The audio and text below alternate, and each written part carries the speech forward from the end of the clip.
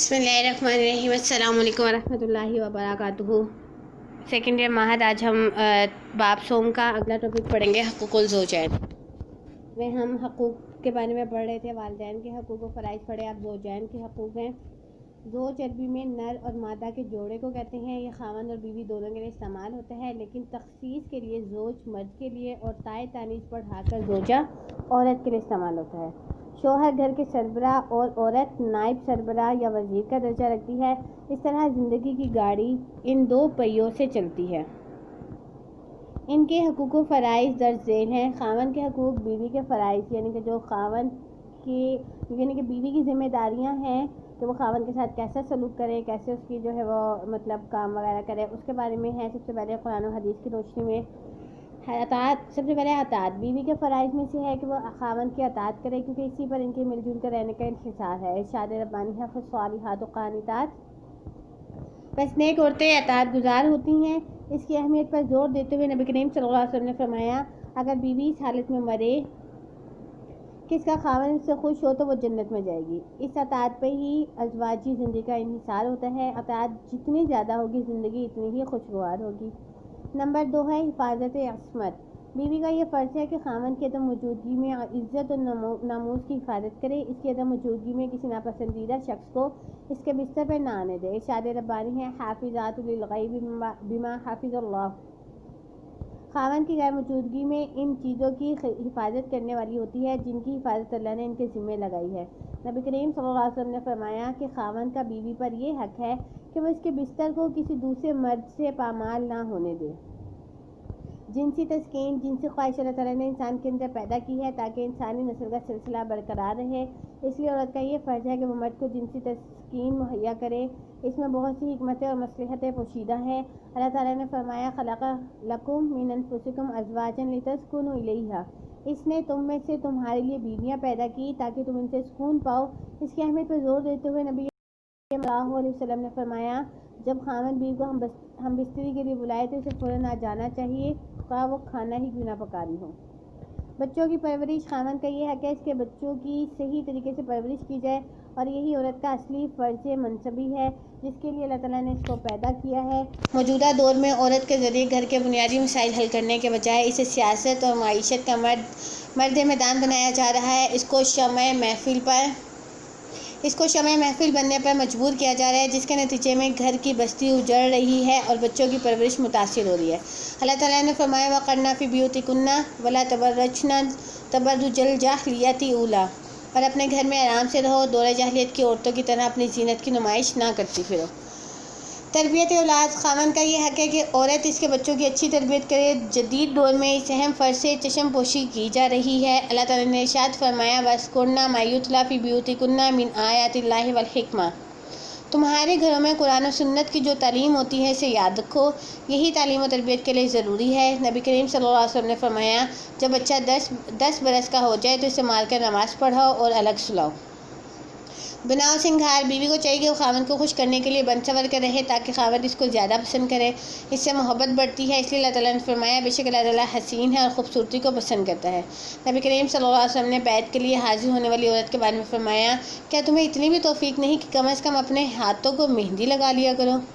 دلچسپی کا مرکز، گھر، عورت کے فرائض میں یہاں پہ آپ کو بتا دوں کہ یہاں پہ جو ہاتھوں کو مہندی لگانے سے مراد یہ ہے کہ آپ صلی اللہ علیہ وسلم نے یہ فرمایا، ان کی خواتین حضرات، ایک عورت آئی تھی بیعت کے لیے، اس نے ہاتھ آگے کیا تو آپ صلی اللہ علیہ وسلم کو پتہ نہیں چلا کہ یہ مرد کا ہاتھ ہے عورت کا، تو آپ صلی اللہ علیہ وسلم نے فرمایا ان کے فرق کرنے کے لیے کیا کرے کہ عورت اپنے ناخنوں کو مہندی سے رنگ لے، جس سے جو ہے وہ تھوڑا فرق ہو جائے۔ دلچسپی کا مرکز، گھر، عورت کے فرائض میں سے اہم فرض یہ ہے کہ گھر کو دلچسپی کا مرکز بنائے، اس کو صاف ستھرا رکھے اور اس کے ماحول کو پرسکون بنائے تاکہ خاوند سمیت سب افراد خانہ اطمینان قلب محسوس کریں۔ اس لیے قرآن میں فرمان خداوندی ہے، قرنا فی بیوتکن، اپنے گھروں میں قرار پکڑو، اور یہ اسی وقت ممکن ہے جب گھر کی سلطنت کو وقت دیا جائے۔ پیارے رسول صلی اللہ علیہ وسلم نے فرمایا، گھروں میں وسعت پیدا کرو، یعنی بیٹھا کرو۔ خدمت، عورت کا یہ فرض ہے کہ خاوند کی خدمت کرے، اس کی ضروریات کا خیال رکھے تاکہ دونوں کے درمیان محبت کی فضا بڑھتی چلی جائے۔ اس لیے اللہ تعالیٰ نے نیک عورتوں کی صفت فالصالحات قانتات، نیک عورتیں خدمت گزار ہوتی ہیں، بیان فرمائے۔ اس بات پر زور دیتے ہوئے آپ صلی اللہ علیہ وسلم نے فرمایا کوئی عورت اپنے رب کے حقوق ادا نہیں کر سکتی جب تک کہ اپنے خاوند کے حقوق ادا نہ کرے، اس لیے اور خدمت کے ذریعے ہی عورت گھر کو جنت بنا سکتی ہے۔ خاوند کے عزیزوں سے حسن سلوک، خاوند کے رشتہ دار سے حسن سلوک عورت کے فرائض میں شامل ہے۔ خاوند کے ماں باپ، بہن بھائی اور دوسرے عزیزوں کے ساتھ حسن سلوک میں درج ذیل باتیں یاد رکھنے کے قابل ہے تاکہ ان سے حسن سلوک خود ان کے گھر میں خوشگواری کا باعث بن جائے۔ ان کے ساتھ حسن اخلاق سے پیش آنا چاہیے، ان کی مہمان نوازی کرنی چاہیے، ان کی مالی اور تعلیمی خدمت وغیرہ کرنا۔ طلاق، خاوند کا یہ حق ہے کہ اگر تمام کوششوں کے باوجود عورت کے ساتھ نباہ نہ ہو سکے تو عورت کو طلاق دے دے۔ اس لیے ارشاد ربانی ہے طلاق مرتان، طلاق 2 دفعہ ہے۔ اس کے باوجود حدیث نبوی صلی اللہ علیہ وسلم میں طلاق کو ناپسندیدہ قرار دیتے ہوئے فرمایا ابغض الحلال عند اللہ طلاق، اللہ کے نزدیک حلال چیزوں میں سب سے زیادہ ناپسندیدہ چیز طلاق ہے، لیکن ناپسندیدہ ہونے کے باوجود یہ ناگزیر حالات میں مسئلے کا حل ہوتی ہے۔ ہم آگے ہیں بیوی کے حقوق، خاوند کے فرائض قرآن و حدیث کی روشنی میں، یعنی کہ اب خاوند کی کیا ذمہ داریاں بنتی ہیں کہ بیوی کے ساتھ کیسے سلوک کرے۔ نمبر 1 ہے مہر کی ادائیگی۔ نکاح کے وقت جو مہر مقرر کیا جاتا ہے اس کی ادائیگی عورت کا حق ہے کیونکہ مہر زوجیت کا بدلہ ہے۔ ارشاد باری تعالیٰ ہے فاتوہن اجورہن فریضہ، تو ان کے مہر بطور فرض ادا کرو۔ نبی کریم صلی اللہ علیہ وسلم نے اس کی اہمیت پر زور دیتے ہوئے فرمایا جس نے مہر کے عوض کسی عورت سے نکاح کیا اور نیت یہ رکھی وہ اس کو ادا نہیں کرے گا تو وہ زانی ہے۔ اخراجات کی ادائیگی، شوہر کا فرض ہے کہ وہ اپنی بیوی کی تمام ضروریات پوری کرے، یعنی خوراک، لباس اور رہائش مہیا کرے۔ ارشاد باری تعالیٰ ہے فضل اللہ بعضهم علی بعض وبما انفقوا من اموالهم، اللہ تعالیٰ نے ایک کو دوسرے پر فضیلت دی ہے اور اس وجہ سے کہ یعنی کہ مردوں نے مال خرچ کیے ہیں۔ نبی کریم صلی اللہ علیہ وسلم نے فرمایا بندے کے اعمال کے ترازو میں جو چیز سب سے پہلے رکھی جائے گی وہ اس کا اپنے کنبے پر کیا ہوا خرچ ہوگا۔ حسن سلوک، خاوند پر یہ فرض ہے کہ وہ بیوی کے ساتھ حسن سلوک کرے اور اس سے محبت کے ساتھ پیش آئے۔ ارشاد باری تعالیٰ ہے وعاشروہن بالمعروف، اور اپنی بیویوں کے ساتھ اچھے طریقے سے پیش آؤ۔ نبی کریم صلی اللہ علیہ وسلم نے فرمایا تم میں سے بہتر وہ ہے جو اپنی بیوی کے حق میں بہتر ہے۔ اس لیے آپ صلی اللہ علیہ وسلم نے وفات کے وقت فرمایا ان کے بارے میں خدا کا لحاظ رکھو کہ تم نے انہیں خدا کے نام پر حاصل کیا ہے۔ بیوی کے اقربا کے ساتھ حسن سلوک، عورت کا بچپن اور جوانی والدین اور دوسرے رشتہ داروں کے ساتھ گزری ہوتی ہے، اسے اپنے اعضاء کے ساتھ بہت محبت ہوتی ہے، اس لیے خاوند کا یہ فرض ہے کہ وہ ان کے ساتھ حسن سلوک سے پیش آئے اور بیوی کی ان کے ساتھ ملاقات پر پابندی نہ لگائے۔ نبی کریم صلی اللہ علیہ وسلم حضرت خدیجہ کی سہیلیوں کی بہت تکریم کیا کرتے تھے، جب بھی بکری ذبح کرتے تو ان کے گھروں میں گوشت بھجواتے تھے۔ محبت، شوہر کا یہ فرض ہے کہ وہ اپنی بیوی کے ساتھ محبت کرے کیونکہ وہ نوکرانی کی طرح کی عورت نہیں ہوتی۔ بیوی سے محبت بے شمار مسائل کا حل ہے، اس سے گھر جنت بن جاتا ہے۔ اگر عورت سے محبت نہ کی جائے تو وہ نفسیاتی امراض کا شکار ہو جاتی ہے اور بعض اوقات راستہ بھٹک جاتی ہے اور گھر اس کے لیے جہنم بن جاتا ہے، جس سے ازدواجی زندگی بری طرح متاثر ہوتی ہے اور نسل نو کی تربیت کا بحران بھی پیدا ہوتا ہے۔ حق خلا، اگر بیوی مرد کو پسند نہیں کرتی تو اس کا حق ہے وہ خلا کے ذریعے سے آزادی حاصل کر دے۔ ارشاد ربانی ہے فَإِنْ خِفْتُمْ أَلَّا يُقِيمَا حُدُودَ اللَّهِ فَلَا جُنَاحَ عَلَيْهِمَا فِيمَا افْتَدَتْ بِهِ، بس اگر تمہیں یہ ڈر ہو کہ وہ دونوں اللہ کی حدود قائم نہ رکھ سکیں گی تو پھر ان پر اس بارے میں کوئی گناہ نہیں کہ کچھ فدیہ دیں۔ نبی کریم صلی اللہ علیہ وسلم کے زمانے میں ثابت بن قیس کی بیوی نے خلا کا مطالبہ کیا۔ آپ صلی اللہ علیہ وسلم نے پوچھا کیا تو اس کا باغ جو بطور مہر دیا گیا تھا واپس کر دے گی؟ ثابت کی بیوی نے کہا ہاں۔ نبی کریم صلی اللہ علیہ وسلم نے ثابت کو بلوایا، ثابت رضی اللہ تعالیٰ عنہ کو بلوایا، انہیں حکم دیا کہ اپنا باغ واپس لے لو اور اپنی بیوی کو طلاق دے دو۔ رازداری، میاں بیوی ایک دوسرے کے رازدار ہوتے ہیں۔ اس زمن میں اللہ تعالیٰ نے فرمایا ہن لباس لکم وانتم لباس لہن، عورتیں تمہارے لیے لباس اور تم ان کے لیے لباس ہو۔ نبی کریم صلی اللہ علیہ وسلم نے رازداری کا حکم دیتے ہوئے فرمایا قیامت کے دن بدترین شخص وہ ہوگا جو بیوی کے راز سے باخبر ہو اور اسے باہر پھیلا دے۔